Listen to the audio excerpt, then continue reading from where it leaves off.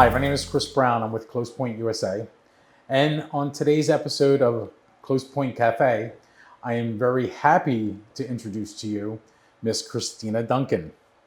Christina comes to us from Somerville, New Jersey. She is the team leader of the Diamond Key team of EXP, and she is located in Somerville, New Jersey. Christina's been in the business for over 25 years, and she's closed over 2,000 real estate transactions. So we're going to dive in with Christina and talk to her about her experiences in real estate and how she got to where she is today. Hi, Christina. How are you? Good. How are you today? Good. How was your drive down from Somerville into Marlton? Pretty fast. Yeah? Faster than I thought. Keeping busy on the phone? Absolutely. Keeping deals together? Oh, yeah. Getting some closings set up, which is great. Good. And, in this market, as things are changing, definitely keeping things together is important. So, as I understand, you just opened your new office in Somerville. Absolutely. We had our grand opening on Friday. Mm-hmm. We were so blessed with amazing weather, considering all the weather extremes we've been dealing with this year. We had 75 degrees, partly cloudy, and it was the best. Music, entertainment, couldn't ask for more. Talk to me about your building. What did you have to do to get to where you are to have a grand opening? Yeah, so it's been a year of tough labor, I will say. No doubt. Still working on renovations, but overall we're in. We're open, and everybody's really happy to be there. I mean, we really kind of took an old building, a lot of history in Somerville. If you're familiar, it's a lot of old historic buildings. Beautiful building, three-story, but when you have an old building, it comes with a lot of work. It does. So. Definitely has a more modern look right now, and we're looking to continue to make some changes as time goes on. So how large is your team now? So we're up to about 15 agents. Nice. We have a combination of some seasoned agents as well as some new agents. Mm-hmm. And now that we're kind of settled into the building and kind of into the space, we are actively looking for some more seasoned agents to join our team. Very good. And let's go back to the beginning here. Yeah. So where did you grow up? So I grew up kind of a little further, much further northeast from here. I was born in Roselle, and my family kind of grew up in the Bayonne area. That's where they're from. So I was there for many years before we relocated in high school to Raritan, New Jersey. Nice, great area. Yes. And you're married? I'm married with 3 children. My youngest is now 15. My oldest is 21. And your oldest, she's graduating? She will be graduating next year. She is actually at Rutgers University, Great. And she will be taking what they call, I'm learning all these terminologies, a gap year. And then she's going to be going to medical school. Good for her. Yeah. Must be proud.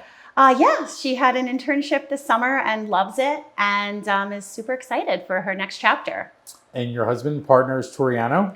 Yes, Toriano, who has also been licensed with me for over 20 years. Mm-hmm. And he helps, we kind of work together in tandem as a team, both for work as well as personal life. I tell you what, I've met Toriano so many times, and I find him to be the most calming, gentle, easygoing. Yeah.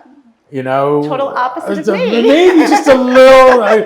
No, you're still, easy going, but you're definitely focused on what you got to get done in terms of your task and everything that's got to go. In my experience with you, which is about 20 years also. Yeah. So he's definitely balance is the best way to say it. He definitely creates balance and peace. I'm kind of the opposite of chaos. But at the end of the day, it's organized chaos that I work in every day. 10 things going on as most real estate agents are doing, and, kind of balancing everything in life.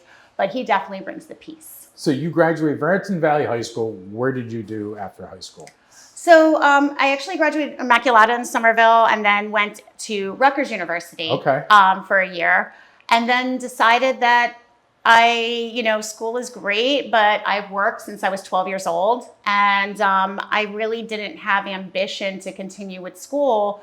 So I decided to get my real estate license. At 18, I only knew car sales and real estate. I didn't exactly have an expansive thought process at that moment.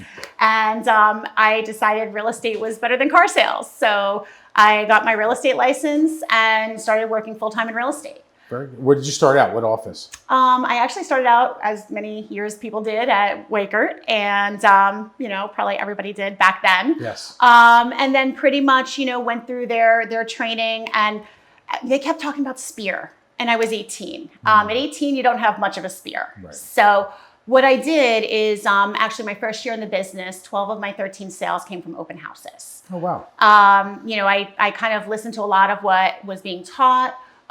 What I would call today kind of some of the old school, when you're grounded, doing like the pavement stuff, door knocking, calling, things like that.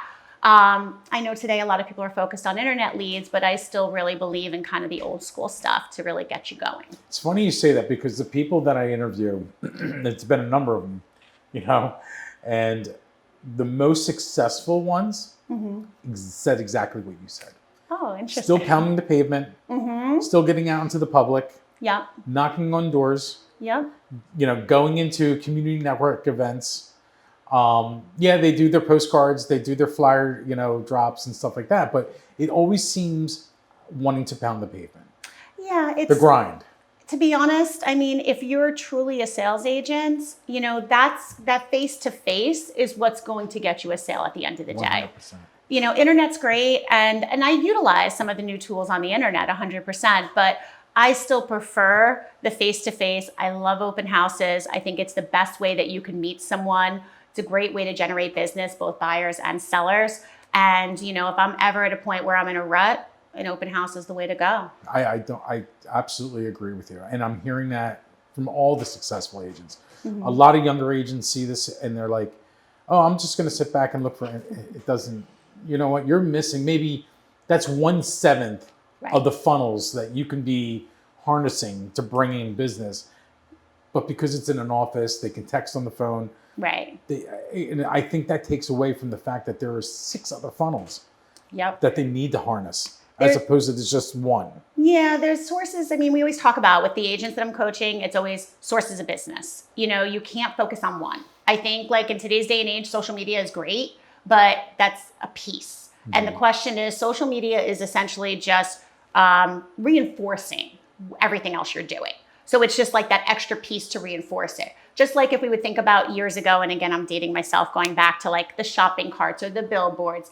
It's not you're necessarily getting actual buyers and sellers off of that. It's just reinforcing what people already know. And what you do, what you bring to the table, the recognition. So it's interesting because, again, the successful agents who harness all the 7 different funnels, the postcards. I've had agents who do a lot of listings say, I'll walk into a house and on the kitchen countertop will be 8 or 9 of my postcards that the person saved. Yep. And when I see that, I know I'm getting the listing. Right. It's like, there's my key. Sugar drops, everything's cool, and I can relax because they know who I am and what they're doing. Just like you said in the shopping cart, I have a friend of mine in town here who does the same thing. Yes. And he's done it for 30 years. Yep. And he's not giving it up. And it's not that he gets any calls off the shopping cart. It's just the fact that it's reinforcing what he does. And you're right. That's is all part of it. And I'm not knocking internet leads. Don't get me wrong. It's a huge part of it. But the grind is a bigger part. And It's more long-lasting relationship too, I think. I mean, is that your experience? Absolutely. Because, I mean, especially...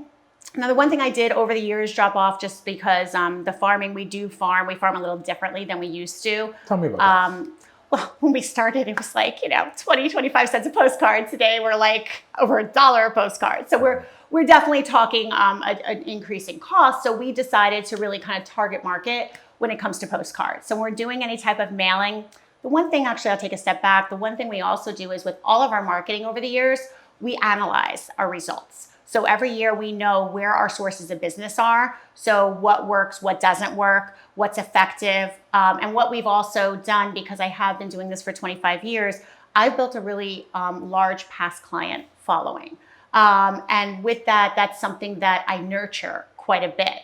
And I find that it's a lot easier to turn over referrals from past clients and continuous business from past clients than to have to go out and get new business. Gotcha. I do get new business, but I have about 70% of my leads right now that come from past clients, whether it be referrals or repeat business or something like that.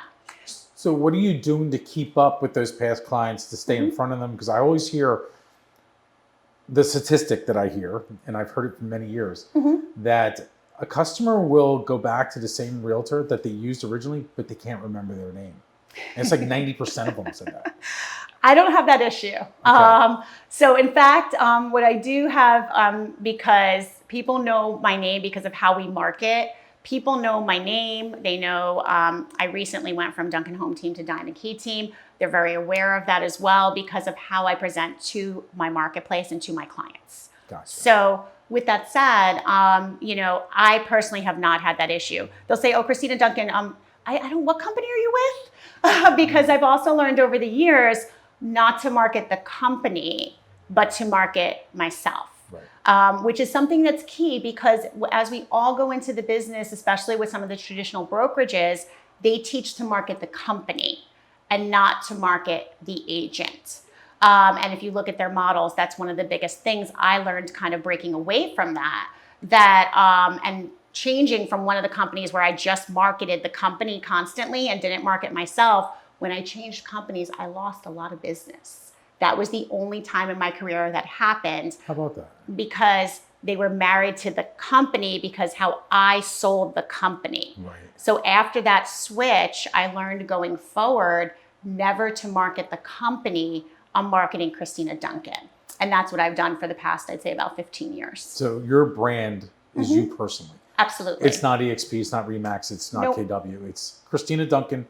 I'm the one handling your file.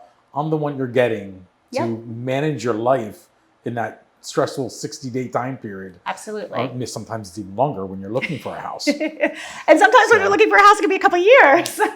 Crazy, right? I have clients like that too. So interesting story. Good realtors keep up with their past client or their client who's looking for a house. I got a friend of mine, really great agent, been around for a long time, much like you.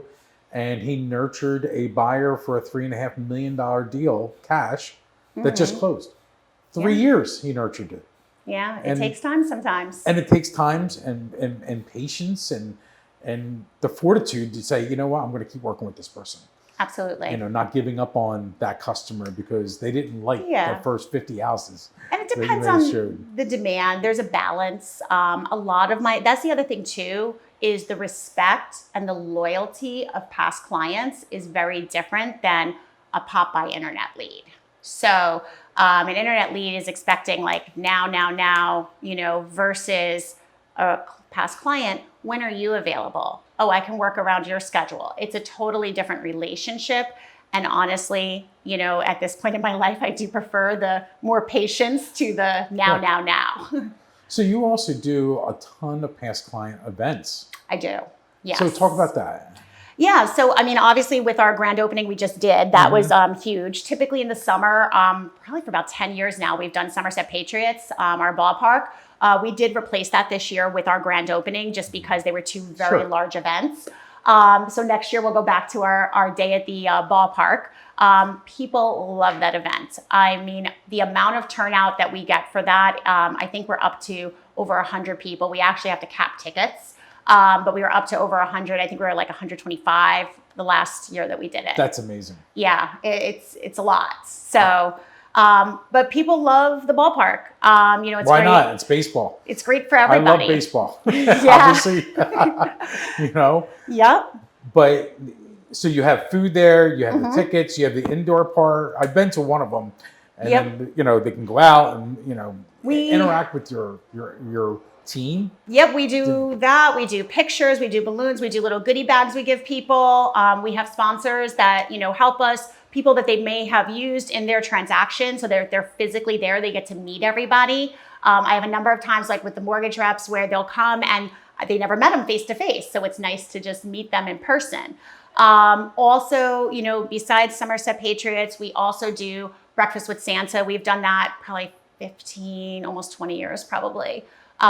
We have started in the last couple of years Pie Day, which is a pie for our past clients before Thanksgiving. Wow. So our aim is to do about 4 client events a year in person. And then on top of that, we try to do other things as well. So what we're working on this year, and we're almost done with our calendar for this year, so we will still have Pie Day. That'll be in November. And then in December, we'll have Breakfast with Santa. What we're working on for next year is actually doing like a seminar for small businesses. I learned a lot with my building. And one of the great things that came out of it is my connection with NJEDA, I think it is. Yeah. I had no idea what they offered for small business. And I'm working with them. And I think that, anybody else that's a small business owner or thinking about opening up their own business, if I can give them the opportunity to come and learn, if I knew before I bought the building, it would have been amazing. Yeah, it's one of the most underutilized resources that the state offers. Yeah. And even though I was in the legislature, I can tell you right now, I don't know enough about what they do. Yeah. And it's sad on my part as a business owner and as, a politician or whatever. But you're right. I think you're hitting something really well there, because that resource, and if you can bring the state and those small businesses, I think that's a home run. Yeah, so it's not only going to be for past clients; it's going to be open to the public. But we're looking at doing that. That's exciting. At the end of the year or beginning of next year, and I think it's just critical. One of our goals by being in Somerville is to also connect with the community. So that's been really important. It's actually been my dream probably for about 20 years now. Even before it was a big thing, kind of when we were making that change in 04, 05, I wanted to be in a downtown. So it was like super important. It took me like 20 years to get there, but we're there now. And I love the connection. Even with our grand opening, that was amazing. Like we had local businesses supporting each other, which I thought was amazing. That's super cool. And you're a part of the fabric of what's developing. Somerville's a gorgeous town. And it's developing a lot faster than most towns. And I think it's because of stuff that you're doing and others in that area that I've been there for 20 something years. And I will certainly tell you, I love down there. Oh yeah. I love going up to Somerville. I love working from my Somerville office. And it's just a great place to be. The schools, the town, the security, you're safe. You feel safe there, which is huge today. So talk to me about when a new agent comes to your office. What does that look like for them? I mean, what are you handling with them to get them to the level that you want to get them to? So like a brand new agent or an experienced? Like you recruited an experienced agent. Okay. Let's start there. Okay. And then we'll go to the experienced agent. Sure. So with an experienced agent, what I have a tendency to do is meet with them first, it's really like a needs analysis because everybody's different. So it's not like a one size fits all. That's the one thing that's different about us. I network with a lot of team leaders. We are small. We are looking to grow, but we do things a little different than your traditional team. So I'm looking to more or less, we run kind of like as an office, but with that team setting. So with the agents that are more experienced, I want to help them get to the next level based on what they want to accomplish, because the next level for them might mean more business. The next level for them might mean more time. The next level for them might mean planning retirement. There could be 10 different things. So depending on what their situation is, I want to try to help them achieve their goals. Cool. And that work-life balance, do you give any advice, if they have family, they're looking to be, because you do it like to another level. I've seen it personally. That's balance attracted me to you in terms of, holy Christ, she's. I get a lot done in a day. Yes. And it's definitely a balancing act for sure. In the last couple of years now, opening the office, I did have to step back on some personal things, but prior to opening the office, I was able to go back to things that I loved. I actually opened a nonprofit basketball team. It's still open, but I had to take a little hiatus for the last year because the building took up a lot of my time.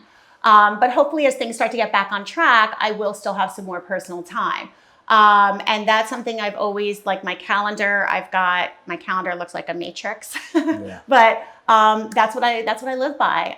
If my kids are doing something, like I'm already planning my schedule for this weekend because I have things to do with my kids. So I'm not calling my clients and saying, hey, I have things to do with my kids. I'm saying, hey, what's your availability? What's going on? So I'm already planning on, what's today, Tuesday. what's going on this weekend, because I'm not missing my time with my kids. They have their games, they have their schedule, and I'm going to make sure my clients are going out Friday, my clients are going out Monday, or if I'm here like early Saturday morning. So I'm kind of balancing it so that this way I can still accomplish my personal things as well. How strict are you with your schedule? Very strict. Right? Very strict. I mean, again, there's some flexibility with certain things. There's downtime built in and things like that, but extremely, like if it's not on my calendar, and I tell my family too, they're like, oh, I told you this, Mom. But what's my words? If it's not on the calendar, it doesn't exist, because I literally live by the calendar. You're right. So you have to. Mm-hmm, Especially all the things that we're trying to accomplish in and that's the biggest thing. A short period of time. If you don't put your personal things on the calendar, and again, you're not telling your clients, I have a personal appointment. I have an appointment. Right. It's an appointment. It's on the calendar. Therefore, it's an appointment. So that's the thing. I find a lot of agents, even seasoned agents, that are really kind of scared with time management of, well, I don't want to tell my clients I have a personal appointment. Well, you don't tell them that. You tell them you have an appointment. Right. So whether it's personal or business, they're not going to sit here and start asking you 100 questions about it. To figure you out, right? It's how you present. And a lot of times, and I've been very careful, we used to do movie nights in the office, and then I picked the wrong movie. So we kind of backed off on that. Oh, is that right? What did you pick? Oh, Wolf of Wall Street. Oh, there you go. Wolf of Wall Street's a great movie. That doesn't match up with your culture, though, in your office. I didn't preview it. I knew parts of it. You didn't see it before you put it up? I did years ago. Okay. And then I was like, ooh, I remember those parts, but I don't remember those parts. I was like, oh gosh. So what was the most appalling scene where you're like white-knuckled, like worrying, like, holy cow, this is not appropriate. Yeah, having the stuff going on in the office all together. I was like, oh, no. Time to go get some pizza. Let's go get some pizza right now. We'll come back. So which scene was it? Where you learned that was the scene that I was dying. I was like, this is not business appropriate. I said, the part that I wanted you to get was the selling part. Well, we did that as movie nights. So we did movie nights for agents. So we did. I brought it back this year, but I'm screening every movie before I see it. We saw 99 Homes. So that was the most recent one. That was appropriate. There you go. So the reason I chose Wolf of Wall Street, there were a lot of lessons out of that movie. And the biggest thing that, especially teaching experienced agents, is fake it till you make it. Yeah. And if you've already made it, but now it's how you present. Correct. It's how you present to others. So if you're presenting, my schedule. The thing is this, they're going to want to work with someone who's busier because they're experienced, they know what they're doing. If you're just available, that's not always going to work. Right. But at the same time, in this market, there has to be some flexibility because homes sell like in a second. So with that said, that's why having a team is great. And that's why having other agents that will work with you in our office is awesome as well. So you have the flexibility, but then you still have your schedule. So tell me, what do you think, and I brought it up before, what is the culture of your office like? I haven't really thought about that. I mean, it's hard to say. I mean, we're definitely, we do a lot of things. Like we're doing a combination of hybrid, as a lot of people do today, with like in person as well as through Zoom. Mm-hmm. So I definitely would say, like when we get together, we have a lot of great energy, motivation. It's really wonderful. And we do both things that are business oriented, like different seminars, listing presentation, personalities, things like that. And then we also have things that are a little more lighthearted, like movie night, appropriate movie night. So we have a combination of both. Mm-hmm. We're actually in the process of scheduling a build with Habitat for Humanity for the office.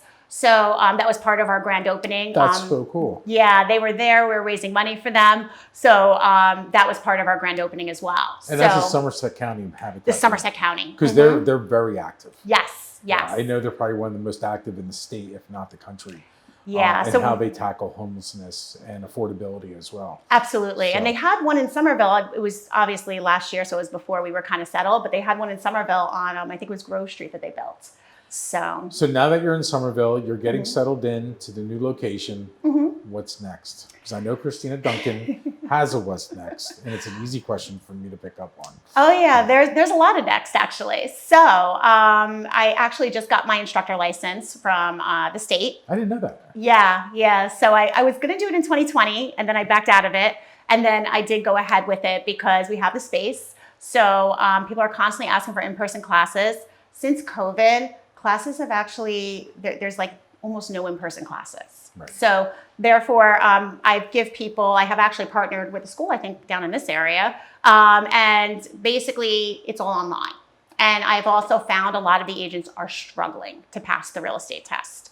And I'm like sitting here teaching them and I'm like, I should just open a school. Do you think people who come to class versus Zoom, the ones that come to class pass the real estate on a higher percentage Absolutely. than those on Zoom? Absolutely. I mean, I think it depends on your personality, but I would say, and again, maybe if you're 25 and under, it might be Zoom. Like I can tell you, my daughter learns on Zoom. That's what they did. All my kids, they were of that COVID time and they learned on Zoom and they do fine and they have no issue. I can tell you, I could never learn on Zoom. It just doesn't work for me. So I need to be in a classroom, in person, interacting, having conversations. But it just depends. Is someone a visual learner, audio, like how do they learn? So when you're in a classroom, you can learn all the different ways. So the concept for this is for you to have people in live, in person, and also do a Zoom at the same time. So not at the same time. Okay. Two separate. Gotcha. So we're going to have, so there's actually 3 ways to kind of deliver information, and I'm still figuring this all out, but basically it's in person, it's through Zoom, and you can also do like pre-recorded videos. Oh, is that right? Yeah. So like a self-study type of deal? Self-study, yeah. So we're going to do all 3, but I think that the most effective is in person, in my opinion. But again, I mean, I'm seeing more people fail the real estate test than I've ever seen. So is there a library of classes that have already been approved with the department that you can just pull from and instruct, or can you create your own classes? I have to create my own. You have to create your own? Yep, I have to create my own, is my understanding is. I was sent a whole bunch of material. I literally just passed like 2 weeks ago. So I'm in the process of trying to build and figure out what to do. So I know how I wanted to structure it, but I need to actually take the time to. What will be your first class that you decide, that you create? I'll probably start something in like next year, beginning of next year is what I'm thinking. But what's the topic? Oh, whatever the first chapter is in the book. So this will strictly be, I'm not going to teach, I can teach CE. That's right. There's CE and then there's I haven't opted yet. I'm going to teach the new agent is what I'm going to do. They said not to teach the broker for like a year. So I'm going to see how that goes. But then I could do some elective CE. We might do that. I just haven't really thought about it. If I do elective CDE, I have to take I forgot what they said, basically like a syllabus, I guess, and submit it to the commission for approval. And once I get approval, I can teach. So a company could hire you for, let's say a company has a big event day. Yep. And they break it up into different classes. We can hire 5 different instructors for each different topic. Yep. And knock out a whole bunch of CEs for Absolutely. People. Yeah, and I can, if I certify classes, I can technically, again, I think it's only elective classes that I could teach at this moment, but I can do all the electives at one time. That's pretty cool. Yeah. So I'm going to work. I think it's a good direction. That's something I'm going to work on probably in 2026. I was going to start with a new agent because I feel like the demand for that is so high. Right. And because I can even tell you, even agents I've talked to that wanted to get their license, so many that have failed and they keep failing. And I'm like, I remember, and I'm going back many, many years, my instructor was still there to help me. Oh, I had this question. And my instructor gave me like little tips, even on my broker. I mean, again, I went in person and I went back and asked questions and was, this is the reason why. And it just made more sense to get a further explanation than just like a book. So I think you're right. So I feel like there's kind of a demand for it and I feel it will be more effective. I'm the same way as you. I'll go through Zoom for maybe an hour, but beyond that, maybe an hour. I'm lost. I'm like all over the place. Yeah. Sorry, I used that. Oh yeah, I'm on Zoom and I'm doing 10 other things. So you're going to open up the education component of your business. We didn't cover this. You're a partner in our title agency for Diamond Key Title. Yes. What do you find advantageous about having that relationship? Not from beneficial or financials talking. I'm talking about the process of your transaction. Well, always dealing. I mean, the nice thing, and I say this to everybody, we just had a meeting and I said the same exact thing. I said, if you have not tried out Diamond Key Title, you have to, because you're not going to get better service. And I had one agent waiting for a check for a week. You'll never go through that. You need something done. I know we just had something a couple weeks ago. There was a holdup in something. I called you. It was done like snap of a finger. So, I mean, the service is, I haven't seen any other title company that can even compare. So that have you had is any huge. clients come back to you, to say they were not good? I will not use them. No, never. Never. Nope, never had that issue. Good. And even with other agents and the community, like nobody's ever complained. And to me, that's huge because it's your reputation. Absolutely. Because when I refer an attorney, when I refer, whether it be a title company, a mortgage representative, it's a reflection on me, which is why it's really important when I hear feedback that's different, I'll go to that person because I need it fixed because it's affecting my business. So talk about your vendor management aside from title. Yes. You have a bunch of resources that you offer clients. Do you share that with the rest of your team? I do. Say, guys, I built this. Yep. Here's the Ferrari. Now drive it. Absolutely. And that's where I probably have more problems. I mean, sometimes there's issues on mortgage attorney, but generally speaking, that's where I run into the most issues because I warn people ahead of time. If you can find a contractor that functions like the title company, that would be amazing. I'm still yet to find that contractor. Gotcha. So, contractors are good for a period of time until they kind of, I don't know, whether it be burnout or whatever it may be. Or they're looking for the next job. Right. Their resources are going 4 different directions. Absolutely. So what I always do, and I tell the agents too, I said, this is a list. And I said, if there's an issue, let me know, I'll address it. And I do address things, but because I want my list to be reliable, but I do warn people, and it says it right on the website too, that, these contractors have been screened. However, I forget the wording. I used some good wording that sounded, great, that they're not reliable, but at the same time, like something not that they're not reliable because they're reliable to a degree, but they're contractors. Inconsistent. Inconsistent is probably more of the word. Yeah. So, I mean, I even had to have someone just like a simple deck repair. I had to call about 6 contractors to get somebody to do a simple deck repair. Serious? Mm-hmm. Yeah. What do you think Too busy. It's going to take 3 weeks for the ones that are really because they're too busy. Too small of a job for the ones that are small. Some of them it was like it was just that thing that was in the between. It wasn't a big job, but it wasn't. It was a small job, but not a job. Yeah. It was extremely difficult. I needed them to nail some boards down on a deck. I'm like, I'm going to figure this out pretty soon and just do it myself. 6 contractors to get a contractor to do it. So aside from your contractors, moving company, do you have a relationship? We have some moving companies we recommend, but again, I recommend them carefully. I wouldn't say I have a strong relationship there. I would say where I have the strongest relationship is my electrician. I love my electrician. There's nobody that's better. In terms of handyman, I have a good handyman, but he's good for like hanging up pictures, again, my painter, amazing painter. So again, I have certain fields that I would say hands down, these guys are the best. And then I have some that I'm like, well, you could try and see how this guy is today, if he's available, so on and so forth. Lenders that you recommend? Ton of lenders. What I'm really trying to find right now, especially as the market is not going down in interest rates as was supposed to happen, I'm just trying to find programs. Programs is the most important thing to me. And then secondarily, customer service. Because at the end of the day, a lender's a lender, but what's the difference?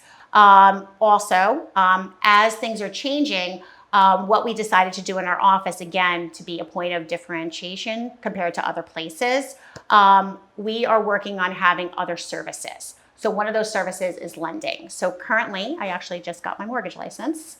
Yes. So I will be getting licensed for insurance as well. Good for you. So basically the whole idea is to basically have strong partnerships with a lot of different companies so that we can also offer to our, highly producing agents more benefits than just real estate commission. That's awesome. That's a great idea. Mm-hmm. It's almost, the stronger that your network is, the better for the team. Yes. Because they don't have to go out and reinvent the wheel. Correct. And we want to make go it to Christina. easy. It's Christina's Rolodex. Go to her Rolodex, pull up who you need, and turnkey. And you're if there's going to get an that issue, service. You call me. Right. Because at the end of the day, I expect, and I tell the contractors, I said, I'm going to put you on my list, but understand if there is a complaint, we'll be having a conversation. I want to make sure that it's 5-star service. That's extremely important to me. Absolutely. Because my reputation reflects onto them and vice versa. So that's why, you know, those things are important. If I do get complaints, I do go back and call and say, hey, like I got my one pager guy and this is how I refer him now. I said, if he doesn't call you back, let me know. But when I call him, he picks up. I'm like, why can't you just pick up when other people call you too? So, but you're the boss. he'll pick up when I call, but he won't. No, Christina, I didn't hear that. Well, okay, but I need you to call them back. Okay, I'll call them right now. But it's like, I need that communication to go a little bit better. But again, with contractors, you just explain it and it's all in presentation. If you explain to your client, here's what you can expect. If their expectations are here, then they're not disappointed. Right. And that's unfortunately sometimes, unless somebody can recommend to me something different with contractors, what you have to do. No, I think you're on point. I experienced that myself. And I try to create long-term relationships in that world. Yep. Which I have one now, but he's grown to so big. Yeah, that's what happens. So he's still my friend. Doesn't change our relationship as far as that goes. Right. But there's jobs that I have that he's like, busy. hey, I'm doing this, I'm doing that. Yeah. You know, so you're like, oh, you know, but it works out because you have to expand your network. So it's changing gears here. What do you see how AI is going to impact what you do and how you do it, and how you're going to implement it and how you're going to process files? Great question. What are you doing about it now? We've always been very technologically savvy. I will say AI is a different vehicle. We have always believed in, you know, the cloud before the cloud even existed. We did things, you know, virtual assistants before virtual assistants was big. You know, we always were cutting edge. AI is different. So talk to me about that. How different? Scary different? Better different? I guess you know, and again, I'm not sure. It's just the way I could define it is just different. At least for myself, I just find that it was much easier to adapt to those other things. AI, there's some things I love about it. There's some things I don't love about it. So, for example, love the idea. Like with my car, we have CarPlay. When it works, it's wonderful. When it doesn't work, I hate it. Yeah. So when I'm driving down the turnpike to get here and I'm like, why did we just cut off? Can we please come back on? I don't know where I'm going. So, you know, things like that. I just don't feel, I guess I feel like the technology is not as reliable at this moment. It's getting better. I definitely see from where we were, say 5 years ago with AI, when it kind of was, you know, in its infancy stage, I definitely feel we're a lot better. But I just still feel like there's a lot of quirks and I can't fully rely on it. Now there's certain things that are awesome. With our CRM that we use, Follow Up Boss, oh my goodness. It starts to write emails now. I'm like, okay, my brain doesn't have to work. I love this. This is wonderful. Right. ChatGPT, that's my best friend. You know, when it comes to description of homes. Now, I will say again, it's not 100%. You know, I'll get something from ChatGPT. It helps me. It's like an assistant. Right. I have to take it and change it. I've tried to teach some of my team to use it. The ones that are a little bit older, they're like, well, you know, they'll copy and paste. I'm like, no. It's a guide. You have to like take the information and edit it. Yes. And then, you know, that's your finished product. So I'm sure it'll keep advancing. So there are pieces we use, but I wouldn't say that I personally use it at the highest level. There's probably more things I can automate. But I think that it is something that's useful. It's definitely going to replace a lot of things. Like I was reading the other day on PowerPoint. I, of course, like my PowerPoint presentations. Well, now AI can do PowerPoint for you. I haven't tested it yet, but I'm going to, as I have a seminar coming up. And I'm like, if that can do that versus me spending 5 hours, I'm great with that. So in my experience with AI, is finding how to integrate it into your business. That's the tough part for me. So for instance, we get a contract in, right? This is my understanding. It can be uploaded into ChatGPT with an API. It can open up the title order for you in your system. Okay. It can read the contract and open up the order and send the email to all your searchers to initiate all the searches that have to do with it. Right. Conceptually, that sounds great when you say it, but how does that work and where's the safety? Yes. What if something's wrong? Correct. How do you catch that? So these are the things the details that I worry about. I think it's a tool. It's a tool. Yeah. It can't be the solution. And that's where I'm stuck, because a lot of the things I use, and again, I'm always open to testing new things out and trying new things. But at the same time, what I have found what my use of it is a tool.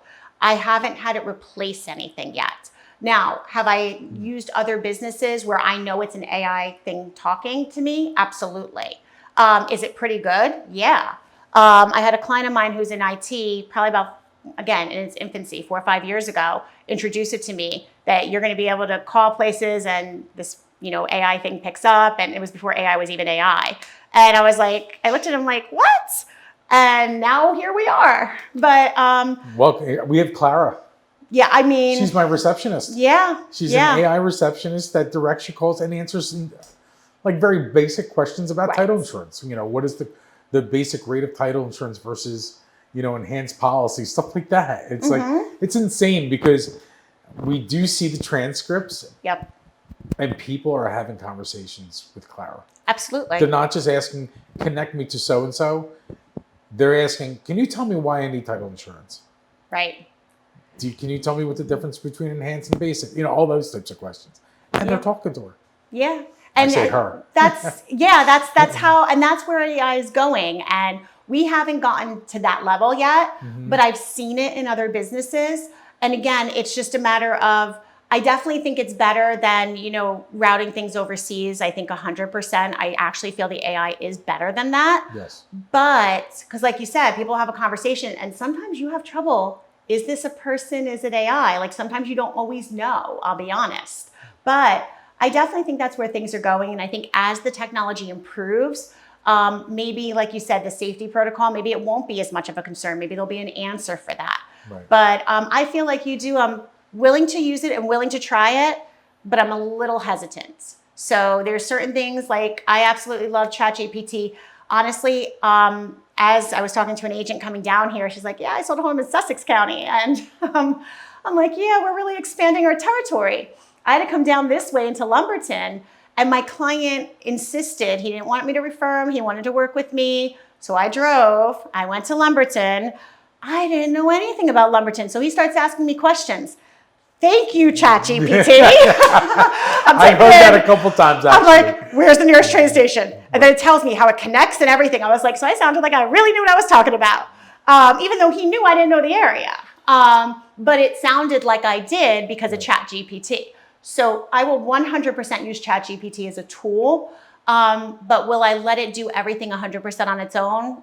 Not really, not yet. I agree with that. There has to be the human expertise and understand the personality of the client you're delivering that information to either tone down the rhetoric or ramp up the directness of it. And it's funny that ChatGPT picks up on your profile as your it does and tries to answer the way you speak or what have you. But I haven't found that yet so much. Yeah, so. I think I would say AI is a tool at this moment, and I'm leaving it there. I think as time goes on, it will transform. I think that we're going to all, and we are all starting to see, especially since COVID, everything getting much more automated, less, people. You're talking online. Like I still don't like those chats online. I despise those things. I want to just get on the phone with somebody. But, my daughter will say, just give it to me, Mom. I'll just go online. So, and then she gets it done. I was like, oh, how did you do that? She just went onto the chat. Right. So, again, I think it might be, and I hate to say this, but it might be also an age thing. I'm sure that the 20-somethings can adapt to it a little bit better, and they're using it every day versus I'm finding it a little more, and I don't want to say challenging, but I'm cautious. Right. I'm moving forward more cautiously. I'm not just like saying, hey, take over everything. Just let it rock and roll. Right. And misrepresent who you are. Right. That's correct. That's the big one. Let's change gears into the type of agent you want on your team to talk to you.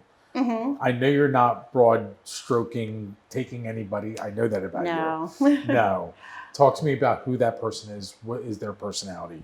Sure. Personality, we're open to all different personalities. I teach a lot about personality. So I have, the spectrum on my team.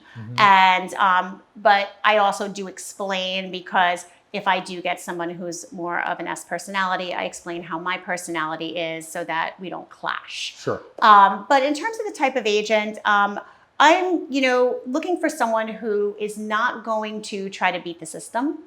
That's a great point. Yeah. That's a great point. Go ahead. Yeah. I'm sorry to interrupt, but that's a great point. Expect something for nothing. I get a lot of agents, not brand new to the business, but maybe did a couple transactions and they're just like looking for something more. Sometimes I don't even feel like they know exactly what they're looking for. And I want someone with direction and willing to put the work in. Because if you're willing to put the work in, I promise you'll be successful. But a lot of people want a quick fix today, and I can't help those people. And those are individuals I don't want either. I want people, like we talked about in the beginning, the grind. They embrace the grind. Yeah. Do things at uncomfortable times to grow. 5 a.m. You guys said when we were speaking offline, you got up at what, 5:30, and you started putting together, because you're on an eating regimen right now because you're going away on vacation in 2 weeks. Yeah. But that's part of the consistency of success. And, whether it's you, Mark McKenna, Christian Giamenko, or Deanna, you guys all have the same drive and consistency, which I think is something that's missed by the younger generation.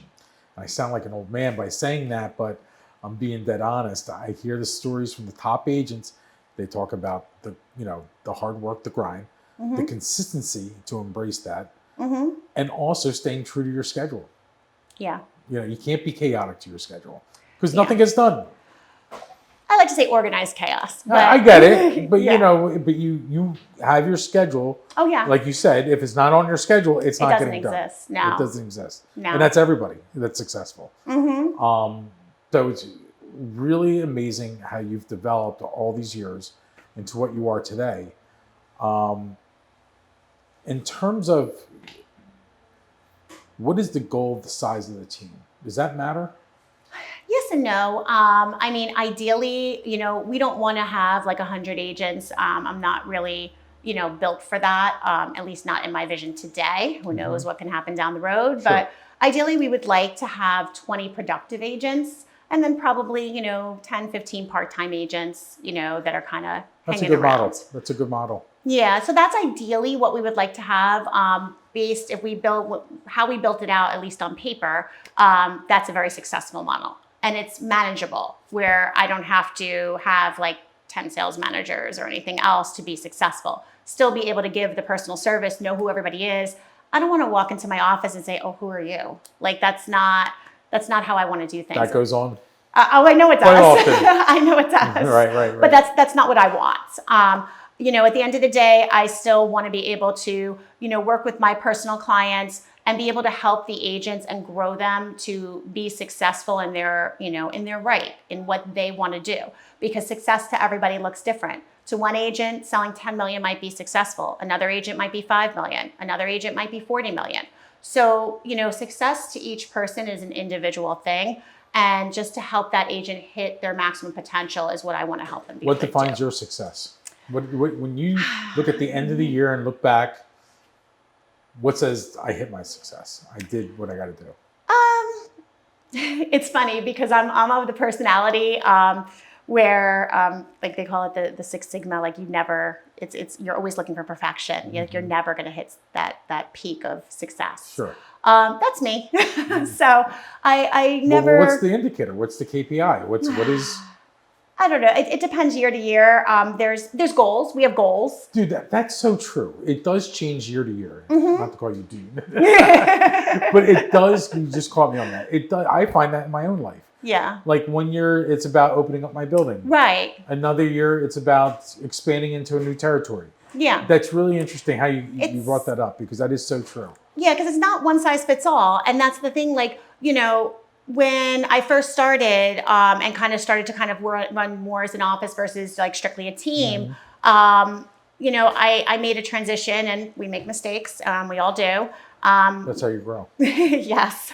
So I turned everything over to my team and said, yeah, I'll just help them. And, I don't need to do business. That was a big mistake. People are not going to work the way you work. That's the first thing I learned. Now, I'd love to find people that work the way I do, but also I've accepted the fact that not everybody's going to work the way I do.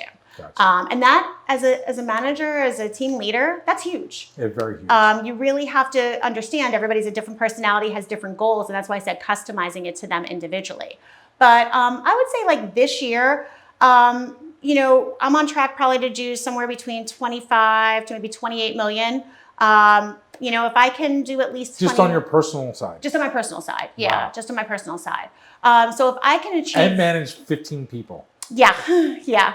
So that's insane. Yeah. So I would say I've taken a lot on in the last year or so. So I'm kind of, in my mind, it's more longer term goals where I want to kind of work that all out over the next 3 years and, kind of get the building done, get recruit more agents, kind of just get back to a balance. Because right now I'm in a stage in my life where it's like, I have to work a little bit harder. My balance is maybe a little tipped a little bit because I have to work a little harder. Gotcha. I'm working kind of 2 full-time jobs. But I'm hoping in the next 3 years that we can get back to balance. So I would say it's not an annual goal. It's more of a long-term goal.